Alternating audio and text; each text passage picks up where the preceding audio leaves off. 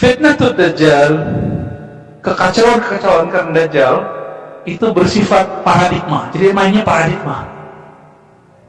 Bayangkan COVID yang belum jelas juntrungnya dari mana, kita udah ketakutan semua, benar kan? Gak apa-apa lah masjid begini daripada ditutup, kan begitu. Betapa menangisnya, menjeritnya kolbu kita selama 3 bulan lebih, masjid di lockdown. Wah, stres kita Pak mikirin itu. Rohani kita yang stres. Sampai ada jamaah kita nangis-nangis, Ustaz, gimana nih masjid kita sering lockdown ini? Wah, ini rindunya ke masjid dahsyat. Saya katakan dalam hati, ini orang benar-benar beriman ini. Tapi mau gimana lagi? Umurnya umur rentan. Bapak salam ke Allah, ini mainnya di paradigma. Karena setiap hari diberitakan, setiap menit diberitakan, akhirnya itu benar-benar masuk dalam pikiran kita. Kita nggak nolak kok COVID ada, tapi kalau separah yang diberitakan, enggak juga. Coba hitung Mbak, berapa jumlah orang kematian dari bulan Maret sampai sekarang? Nanti Bapak hitung, berapa bulan itu? Maret sampai sekarang, berapa? Berapa bulan? Lebih ya? Maret, April, Mei, jadi 8. Itu hitung tahun lalu, selama 8 bulan, 2019, berapa orang meninggal? Coba catat, hampir sama. Tapi paradigmanya dirubah. Dulu meninggal karena flu, karena jantung, karena diabetes. Sekarang ditambahin berita COVID. Itu aja Pak, kalau nggak percaya buka datanya. Ya, datanya sudah dibuka online semua. Tinggal kita cek sendiri. Tapi kenapa kita ketakutan? Nah, ini yang disebut fitnatud Dajjal. Virusnya masuk ke kolbu atau cuma ke badan? Kalau ke badan selamat. Tapi kalau masuk ke kolbu, nanti Bapak udah jadi musyrik.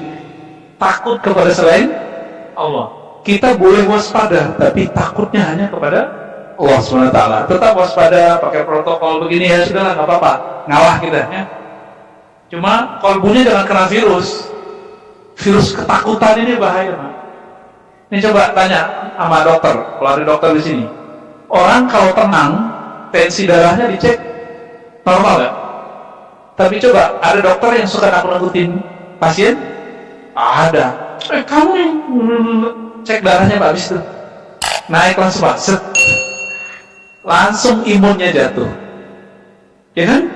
Maka berdasarkan Allah, fitnatud Dajjal ini siapa sih yang bikin? Ayat yang paling jelas membicarakan ini, walaupun ahli tafsir pernah berdebat, tapi ayat ini semakin jelas. Ini adalah surat Thaha ayat 96. Jadi Allah Ta'ala mengisahkan tentang Nabi Musa pulang dari Khalwat 40 hari. Khalwat itu menyepi. Nabi Musa menyepi 40 hari, masih ingat? Ya, awalnya 30 hari, lalu kemudian digenapkan jadi 40. Itu adalah rahasianya. Kita nggak sempat menciptakan sekarang. Ketika Nabi Musa pulang, pengikutnya yang sudah dikadar menyembah Allah, itu menyembah siapa? Sapi, kepala sapi. Ya, sapi. Jadi ada patung sapi bisa ngomong, Pak. Akhirnya disembahlah oleh Bani Israel. Kata orang Bani Israel cerdas. Kok nyembah kepala sapi ya? Maka orang-orang yang cerdas intelektual belum tentu cerdas spiritual. Mohon maaf, Bapak sudah lihat penguasa bisnis di Indonesia, orangnya cerdas nggak secara intelektual? Cara hitungan, cerdas. Tapi di belakangnya mereka melihara jenggot, tahu jenggot? Ya, jadi jimat sama dia. Ya, masang jimat di mana, masang kepala kerbau di mana untuk backup. Kita ketemu sama yang begitu, ya. Yang minta ke kita juga ada, tapi kan kita nggak punya ilmu yang gitu-gituan. Itu ilmu fitnatud Dajjal semua itu. Nah, Bapak Saudara, maka Allah itu mereka lagi ngapain? Mereka cari aman, mencari keamanan. Nah, di zaman Nabi Musa cuma 40 hari dan sudah mengkader jamaahnya, umatnya bertahun-tahun, itu berubah. Bisa dibayangkan siapa yang merubah ini? Siapa namanya yang merubah ini? Masih ingat? Samiri, ya? Samiri ini romannya gimana sih? Cerita aslinya? Lahir dari mana? Bapaknya siapa? Nggak ada. Nggak disebutkan, Pak. Ini siapa Samiri ini sebenarnya? Maka disebutkan kisahnya di sini. Nanti coba lihat 3 sikap Nabi Musa yang aneh. Ketika pulang melihat umatnya menyembah sapi betina, kepala sapi itu, Nabi Musa kemudian mengambil jenggotnya Harun. Jadi Nabi Harun itu terkenal dengan jenggotnya sampai ke dadanya. Ditarik sama siapa yang punya jenggot panjang tuh? Itu nanti mungkin bersama Nabi Harun tuh ya. Ditarik sama Nabi Musa. Nabi Musa tahu sendiri kalau dia pukul orang bisa mati. Jadi dia punya aji ninju, tangan besi, Pak, tangan bom. Dipukul orang mati langsung. Dan itu sudah terjadi sebelumnya. Ya Harun ketar-ketir juga kalau dipegang begitu. Tinggal diginiin kepalanya, Pak, habis deh. Apa kata beliau? Ini ayatnya, ya. Ya ibna la ta'khuz bi lihyati. Wahai anak ibuku, diingetin mamanya. Wahai anak ibuku, jangan kamu tarik-tarik jenggotku begitu, nggak sopan gitu. Sabar dulu, sabar, slow. Terjadilah dialog yang luar biasa antara mereka. Akhirnya Nabi Musa kemudian sedikit turun emosinya, ya. Dan apa yang terjadi setelah itu disebutkan di dalam ayat ini. Selesai dalam tanda kutip menghajar Harun, datang ke pengikutnya. Pengikutnya disuruh apa? Tobat. Tobatnya orang-orang yang menyembah berhala ngapain? Bunuh diri, Pak. Jadi dulu tobatnya Bani Israel dari kesyirikan, dia harus tebas nafsiyahnya, jiwa badannya ini, karena badannya dibiarkan menyembah sapi. Untung kita nggak jadi umat Nabi Musa ya. Nanti antum kalau ketemu bisa ketawa-ketawa tuh. Untung kita nggak jadi umat Nabi Musa. Jadi jangan bilang Israel keren ya, Yahudi keren, belum tentu. Kita kalau jadi umatnya, tobat dari syirik harus bunuh diri. Tapi giliran ketemu Samiri, apa kata Nabi Musa? Fama khatbuka ya Samiri. Orang Arab kalau ngomong gini, itu sama kayak saya marah. Tapi saya bilang, Dek, kamu ada apa sih? Gitu. Nabi Harun mau ditonjok, dipegang jenggotnya, ditarik. Umatnya yang menyembah berhala disuruh bunuh diri. Giliran penyebab masalahnya nggak dia apa-apain, Pak, cuma ditanyain, "Fama khatbuka ya Samiri?" Ada apa masalahmu, hai Samiri? Kok 40 hari aku tinggalkan, kamu rubah akidahnya umat. Berarti Samiri tadi pernah jadi pengikut Nabi Musa? Belum tentu, ya? Belum tentu, Pak. Di antara pengikut orang besar ada pengkhianat. Di saat Nabi SAW, Nabi Muhammad, Nabi kita, dapat turun wahyu surat Al-Mu'minun sampai di ayat penciptaan ayat 11. Berhenti di tengah. Nabi SAW lagi diam. Lalu si penulis wahyu namanya Abdullah bin Salah itu mendengar ayat yang turun ke Nabi, tapi Nabi belum bacain. Fatabarakallahu ahsanul khaliqin, yang sering dibaca juga di sini Ustaz ya. Maka Maha Suci Allah sebaik-baik mencipta. Ibnu Salah mengatakan, wahai Rasulullah, aku mendengar bacaan ini. Apa kata Rasulullah? Tulislah, begitulah ayat itu diturunkan. Ibnu Salah kemudian GR. Oh, Muhammad dapat wahyu, aku juga dapat wahyu. Ngapain ikut Muhammad? Tunggu aja sendiri. Murtad dari saat itu. Jadi orang yang hatinya tajam pun disebut dengan mukasyafah. Qalbunya kebuka, belum tentu dijamin dia matinya muslim, Pak. Apalagi yang gak kasyaf, yang qalbunya gelap. Orang udah jadi wali, dipecat, Pak, dari wali. Ini dia nih, dia udah jadi wali, dipecat dari wahyu, dipecat dari kewalian, dipecat dari status sahabat Nabi. Menyeramkan ini. Nabi Musa yang sakti di zamannya, yang berdekatan dengan beliau ini 3 orang. Beliau, Nabi Harun, Samiri. Apa yang didengar Nabi Musa, Samiri bisa dengar. Kecuali ketika berkhawat 40 hari, Samiri gak dengar. Nabi Musa berguru ke Jibril, Samiri dibesarkan oleh Jibril. Ini ayatnya berikutnya ya.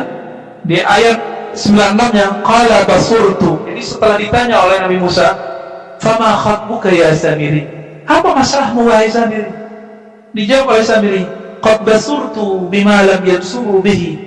Aku dikasih penglihatan yang umat ente gak lihat. Maksudnya saya juga diberi penglihatan alam gaib yang umatmu gak lihat. Gitu. Lanjut sampai ayatnya. Ditafsirlah ayat ini, dijelaskan oleh Imam Ibnu Katsir, dijelaskan oleh Imam Tabari, imam-imam yang lain. Ketemu satu titik kesamaan penafsiran. Bahwa Samiri waktu kecil didatangi oleh Jibril. Jibril mendidiknya langsung. Kira-kira kalau Jibril langsung ngurus anak kecil, itu kenapa, Pak? Orangnya spesial nggak? Spesial. Ketika Nabi Muhammad diambil oleh Jibril lalu dibedah dadanya, itu karena beliau spesial atau bukan? Coba antum nggak ada yang dibedah kan waktu kecil? Kecuali bedah jantung. Bocor darahnya gitu ya, dibedah. Ini Samiri juga mengurus, diurus oleh Jibril alaihissalam. Spesial, pasti spesial. Dilatih. Harapan Jibril nanti Samiri jadi orang benar. Tapi Allah berkehendak lain. Jadi meskipun gurunya malaikat, tapi kalau Allah tidak tetapkan hidayah masuk ke dalam qalbu seseorang, Jibril pun gurunya gak beriman dia. Apa yang terjadi setelah itu? Dia bisa nyulap kepala patung, bisa menjadi makhluk yang bisa berbicara dan bergerak. Ini dia, Samiri. Inilah awal dari Dajjalun. Dia membohongi umat Bani Israel. Ini awalnya. Tapi setelah itu apa? Apa ayatnya? Fazhab gitu ya? Benar gak ayatnya? Ya, fazhab fa inna laka fil hayat an taqula la misas. Nah, di ayat berikutnya apa kata Nabi Musa? Ya udah Samiri, kamu pergilah. Loh, Harun dipegang jenggotnya. Umat Nabi Musa yang musyrik disuruh bunuh diri. Giliran Samiri penyebab kesalahan itu disuruh pergi. Pergilah ente wahai Samiri. Loh, kenapa kau disuruh pergi? Kok nggak ditonjok sama Nabi Musa? Karena seandainya Nabi Musa tonjok, itu nggak mati. Jadi Nabi Musa tahu makomnya, bahwa bukan beliaulah nanti yang akan menghancurkan Samiri. Maka suruh izhab, ente pergilah. Kenapa? Karena kamu dalam hidupmu tidak akan bisa disentuh. La misas. Nggak bisa disentuh, Pak. Nanti silakan nih ayat ini dibaca, cari tafsirnya di tafsir Ibnu Katsir. Mirip-mirip seperti yang saya jelaskan. Cuma bedanya di tafsir itu tidak disebutkan Samiri itu Dajjal. Itu aja bedanya. Namun amalnya Samiri, amalnya Dajjal. Udah tahu, Pak? Kalau Samiri gurunya Jibril, horor gak tuh? Ya.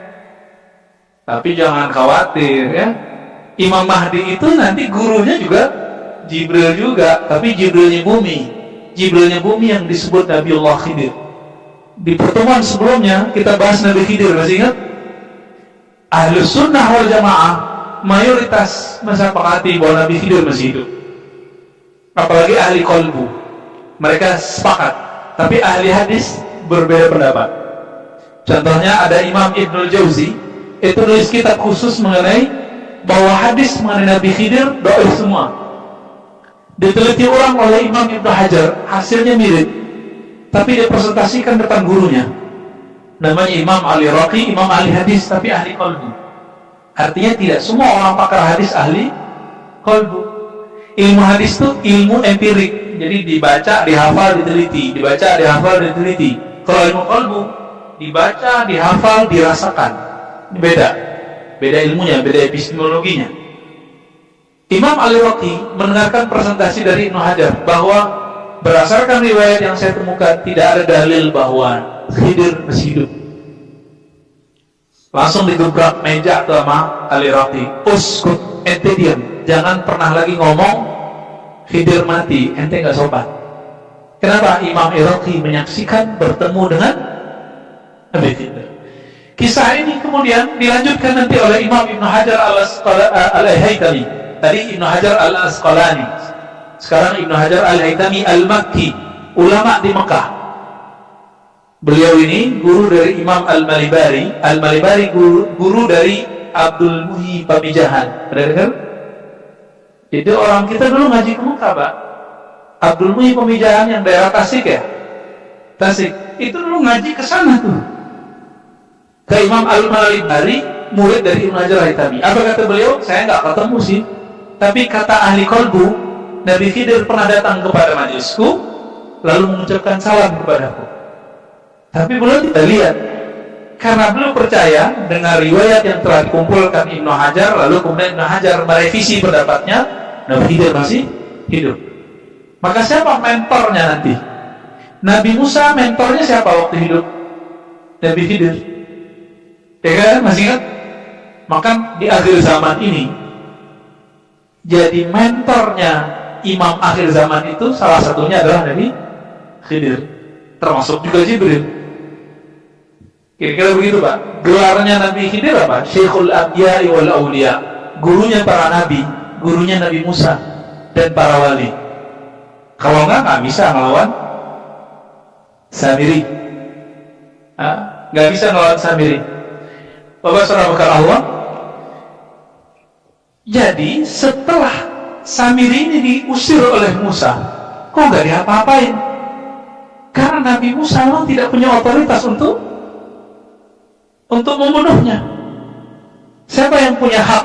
Disebutkan di hadis bahwa yang nanti akan membunuh Ad-Dajjal itu masih yang lain. Kan gelarnya Al-Masih Ad-Dajjal. Maka yang bunuh dia Al-Masih Isa.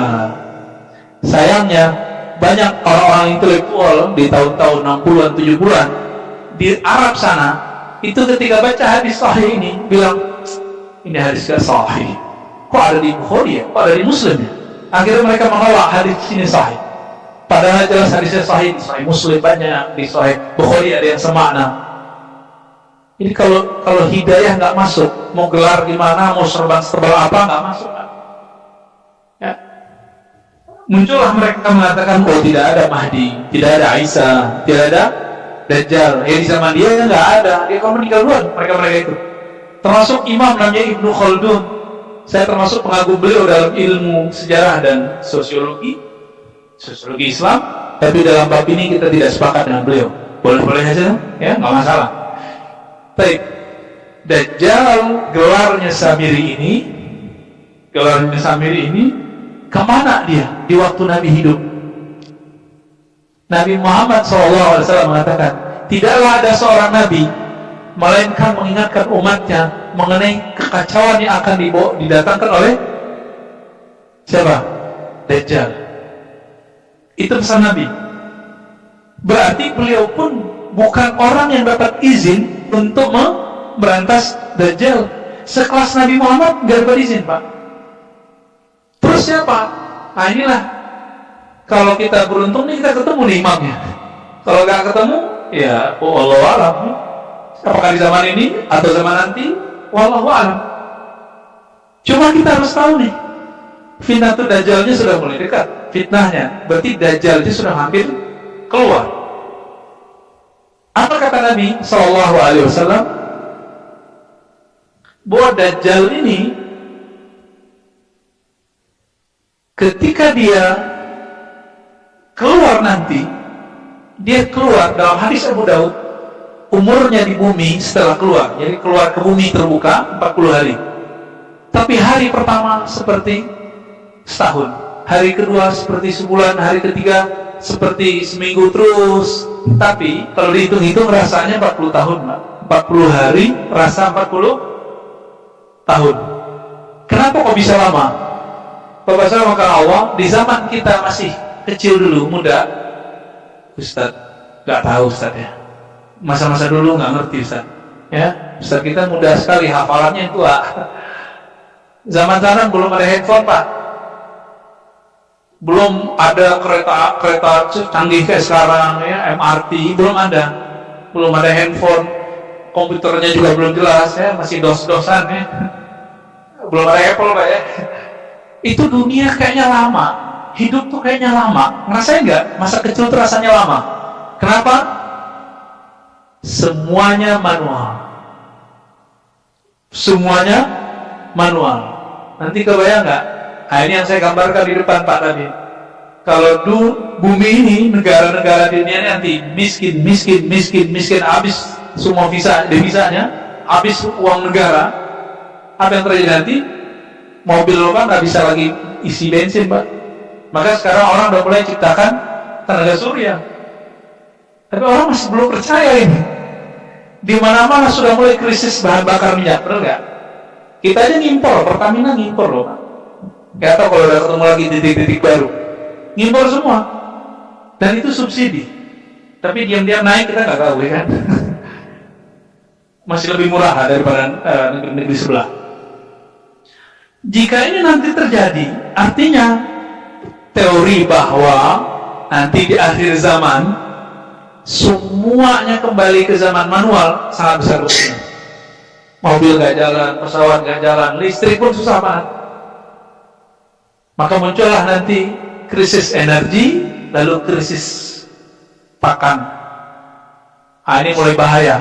Disinilah 40 hari, 40 malam, sebagaimana di zaman Nabi Musa 40 hari, 40 malam, orang-orang menjadi musyrik. Jadi itu sejarah berulang. Berapa hari selama Nabi Musa? 40 hari, 40 malam. Nanti diulang Pak ceritanya. 40 hari, 40 malam. Rasanya seperti 40 tahun. Orang lagi panik, orang lagi lapar, orang lagi susah, tiba-tiba ada datang yang bawa, tiba-tiba hujan. Padi diginiin, tumbuh Pak. Kira-kira gimana itu? Orang mengira dialah sang satria piningit, juru selamat, imam akhir zaman, Al-Mahdi. Padahal dia adalah Dajjal. Hati-hati ntar, gurunya Jibril. Mantra-mantra Jibril dia punya semua, kecuali beberapa hal yang disimpan untuk Al-Mahdi. 40 hari Pak, persis sama. Jadi di hadis 40 hari, di ayat cerita Nabi Musa meninggalkan umatnya 40 hari. Wah, ini menyeramkan nanti. 40 hari malamnya. Kemana Imam Mahdi saat itu? Mungkin dia lagi khawatir kali 40 hari. Ya, dia mengatakan, aku tinggal dulu kalian ya. Saya ada panggilan dari Allah 40 hari. Itu zaman-zaman genting. Nah, nanti harun-harunnya beliau, uzara-uzaranya beliau, khadam-khadamnya beliau, wakil-wakil beliau, itu kelabakan, gak bisa nahan. Kecuali yang Allah kasih hidayah, yang disebut Ahlul Badar. Ahlul Badar itu apa? Orang yang imannya sama seperti iman pejuang Badar. Apa imannya pejuang Badar itu? 313 orang lawan ribuan, Pak. Itu kan cuma kalimat seribuan, itu lebih dari 1000. Berarti satu orang lawan 4 atau 3, itu imannya berkali lipat. Dengan iman satu biji di kolbunya, itu bisa mengalahkan zombie-zombie 3-4 orang itu. Itu zombie semua itu, Pak. Monster itu. Dia ingin menghancurkan orang, ingin ngalahin orang, ingin makan, duit orang. Kan mereka zombie semua. Mereka yang pengen menghancurkan Nabi, mereka buat sayembara ingin membunuh Nabi Sallallahu Alaihi Wasallam. Harta-harta para sahabat kan diambil mereka semua. Ya, kafir Quraisy waktu itu. 313 hari ke-17 Ramadan lagi puasa, lapar, perang sama orang kenyang. Kira-kira gimana, Pak? 313 nggak akan berubah imannya melihat ada tumpukan makanan di sana, nggak berubah. Karena dia udah kenyang sama ilmu, iman dan ma'rifatullah. Tapi di luar itu nggak tahu nasibnya. 313 124.000, hanya itu yang selamat nanti. Kecuali 120.000 punya murid-murid, paling itu yang bisa dikasih syafaat tuh. Ya, kalau antum nggak jadi Ahlul Badar 313, semoga jadi muridnya. Amin. Ya, udah kebayang Pak. Saya bukan nakut-nakutin. Ya, emang menakutkan. Kalau kita ingat-ingat kan itu menakutkan semua, Pak. 40 hari 40 malam, krisis energi mulai, krisis politik semua. Ini kan orang 2024 masih berebut nih. Ingat, kalau dia paham bagaimana masa depan, dia akan berebut, Pak. Karena Nabi mengatakan di akhir zaman para pemimpin tidak punya haibah, tidak punya kehormatan, dibenci. Orang tadi ini dianggap orang suci, jadi pemimpin, Pak, dibenci orang langsung. Hari pertama dihujat ribuan orang, jutaan orang. Nanti coba aja lihat. Antum sebut fulan soleh, nanti dia jadi presiden misalnya, atau jadi gubernur, langsung dihujat jutaan orang. Hari pertama dia kerja, apalagi 100 hari kerja. Ya? Maka wibawa raja-raja, presiden-presiden nanti habis. Mereka untuk ketemu dengan Samiri itu melakukan penelitian-penelitian, ritual-ritual, semuanya. Dan itu inspirasi, Pak. Siapa yang bisa menginspirasi buat virus? Kalau bukan Dajjal itu. Ini bukan cocok logi, karena Dajjal itu salah satunya dia bawa virus biologis. Tapi virus yang paling bahaya bukan itu. Virus akidah. Nanti next setelah ini ada virus namanya virus sihir, magic. Ya, nanti akan muncul satu zaman orang suka nanti perdukunan, Pak, semuanya. Ini saya udah lihat calon-calon yang calon-calon itu nyari backup. Ada backupnya Ustadz dukun, ada ahli wirid, ada dukun beneran, Pak. Bahkan ada beberapa tanah-tanah pejabat-pejabat tertentu sengaja ditanam di situ khadam-khadam jin yang jahat-jahat supaya nggak bayar pajak. Sampai sekarang masih ada. Ternyata sudah mulai dari Orde Baru sampai sekarang. Jadi antum jangan percaya dulu sama public figure sekarang. Saya nggak percaya amat ya. Yang muncul-muncul sekarang itu belum tentu itu.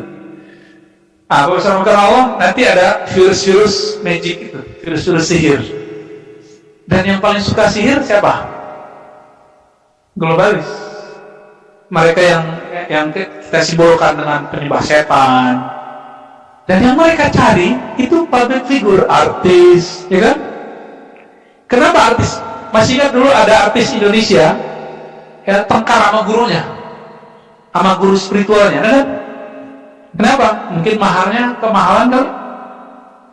Jadi artis aja ingin bertahan popularitasnya, dia butuh dukun, Mbak, di belakangnya. Ya uskun lah. Yang baru meninggal siapa nih? Gatot siapa, Pak? Ya, Braja Musti. Dia itu pembackup artis-artis, Pak. Itu temenannya sama magic itu. Orang kalau udah masuk ke dia susah keluar. Itu mainan-mainan mereka udah itu. Dia nggak tahu kalau dia sudah menjadi wayang-wayangnya Fitnatul Dajjal. Masa ritual untuk supaya nyambung ke alam gaib harus pakai sabu-sabu dulu kan? Masuk akal nggak, Pak? Ke Haramain, Mekah, Madinah nggak kedetek itu kan? Kalau nggak ada bantuan magic. Jadi dia pergi umroh di hotel dia nyabu. Masuk akal nggak? Kalau nggak pakai ilmunya Dajjal nggak bisa masuk, Pak. Jadi banyak orang-orang yang pion-pion ini nggak ngerti kalau dia adalah pion-pion Dajjal. Kenapa Dajjal bisa begitu? Karena Dajjal ini nggak ada urusan orang mau mati mau apa, bagi dia yang penting dia menang. Maka saya tutup nih kajian ini dengan satu ayat yang mungkin dijelaskan lumayan juga nih. Surat Fussilat, surat 41 ayat berapa tuh, Ustaz? Ayat 29. Orang-orang kafir berkata, gimana kalimatnya? Rabbana arinal ladaini adallana ya minal jinni wal insi. Benar, Ustaz? Kalau salah tolong dibenerin. Wahai ya Allah, nanti di neraka orang-orang kafir itu mengumpat, lalu sembari mengumpat itu berdoa. Apa doanya? Ya Allah, tunjukkanlah kepada kami, kasih unjuk kepada kami, bawa ke sini dua orang alladaini. Ini beda allazina dan alladaini. Allazaini dua orang, dua sosok, adallana yang menyesatkan kami, satu minal jinni, kedua minal insi. Satu dari jin, satu dari manusia. Kita udah cari beberapa hari ini tafsirnya, hampir semua penafsir mentok. Kalau jin jelaslah itu iblis. Kalau manusia siapa? Di tafsir Tabari disebutkan, tafsir umat salaf saleh, kayaknya ini anak Nabi Adam yang membunuh saudaranya. Siapa? Ya, tapi dibantah oleh Imam Al-Alusi dalam kitab Ruhul Ma'ani, kitab tafsir belakangan. Beliau ahli qalbu, adabnya tinggi. Apa kata Imam Al-Alusi? Tidak benar. Qabil itu meskipun bunuh saudaranya, dia mukmin tapi berdosa. Dia mukmin tapi berdosa. Lalu siapa sosok ini? Enggak dijawab oleh Imam Al-Alusi. Tapi Imam Al-Alusi sudah membuka ruang bagi kita, terutama bagi saya yang ketika baca ayat ini. Siapakah dia? Lebih kurang dengan perkembangan tafsir sekarang bisa dikatakan Ad-Dajjal. Dari kalangan jin adalah iblis, dari kalangan manusia adalah Dajjal. Baru terjawab kenapa kita berdoa setiap akhir salat, ya Allah lindungi aku dari fitnati Dajjal, fitnahnya Dajjal. Baru kita paham. Jadi dua sosok ini, kira-kira apa hubungan iblis dengan Samiri, Dajjal tadi? Itu saya nggak bisa jelaskan. Kita dikasih tahu hubungan apa, kita dikasih tahu, tapi kita nggak dibolehkan menceritakannya, ya, karena datanya secara fisik belum ketemu, baru ketemu secara rohani, Pak. Ya, data-data penjelasan ini. Maka Bapak Saudara Allah, udah wajib, setengah wajib lah, setiap hari kita melazimkan doa, ya Allah lindungi aku dari azab kubur, azab neraka, dan fitnah Dajjal. Minimal pagi sama sore, Pak, jangan tinggalkan doa ini, ya. Kalau memang kita bukan terpilih menjadi pejuang bersama Imam Al-Mahdi, kita akan dicabut nyawa sebelum terjadi itu. Tapi kalau kita terpilih sebagai pejuang di zaman itu, apapun keadaannya nanti, insya Allah kita masih hidup. Gitu. Saya berdoa yang hadir ini tidak salah pilih imam, karena 40 hari mencekam itu, orang-orang mengira itulah Al-Mahdi. Ternyata itu adalah, ya. Next kita cerita, siapakah tentara Dajjal? Apakah Yahudi doang? Wahyudi kata orang sekarang. Ya, belum tentu. Kan lagi banyak ceritanya bahwa Yahudi lagi menanam pohon tertentu. Ya, belum tentu begitu, Pak. Pemahamannya belum tentu begitu. Siapa tahu tentaranya di sekitar kita. Nah, nanti tolong ingatkan saya. Kita akan membahas tentara-tentara Dajjal, ciri-ciri munculnya Dajjal. Tapi kabar gembiranya, kalau Dajjal sudah mau keluar, berarti Mahdi juga sudah mau keluar. Nah, ini pembahasannya mungkin 3-4 pertemuan. Ini kata masuk kedua, ya. Ya, mungkin 2 pertemuan lagi baru beres. Baru kita masuk ke alam padang mahsyar, insya Allah, ya. Kalau enggak nyaman kita main hidup, ya. Orang-orang di luar sana berbicara akhir zaman, tapi mohon maaf, berdasarkan prasangka, berdasarkan emosi, berdasarkan ketidaksabaran. Nggak sabar, pengen maksain Imam Mahdi keluar sekarang juga, tahun ini juga. Dajjal muncul tahun ini juga. Ini kan maksa-maksa Allah. Ini nggak bisa. Ini kan urusan Allah Subhanahu Wa Taala, bukan urusan kita. Nah, saya tutuplah dengan satu kalimat. Jika Nabi sebelum hijrah ke Madinah dibedah dadanya, itu namanya islah. Allah memperbaiki Nabi. Maka Al-Mahdi, karena dia pewaris yang paling pas mewarisi ajaran kenabian Nabi Muhammad SAW, sebelum nanti muncul di hadapan khalayak ramai, tapi beliau sudah muncul di khalayak Al-Badr 313 itu, sudah muncul. Sebelum muncul nanti, beliau pun dadanya akan dibedah oleh Allah. Apakah makna atau hakiki, kita serahkan maknanya kepada Allah. Ini disebut dalam hadis islah. Maka dikatakan dalam hadis Nabi, seandainya kiamat tinggal 1 hari, pasti Allah akan bangkitkan seorang Al-Mahdi dan diislah semalam. Diislah semalam, diperbaiki semalam. Ini kabar gembiranya.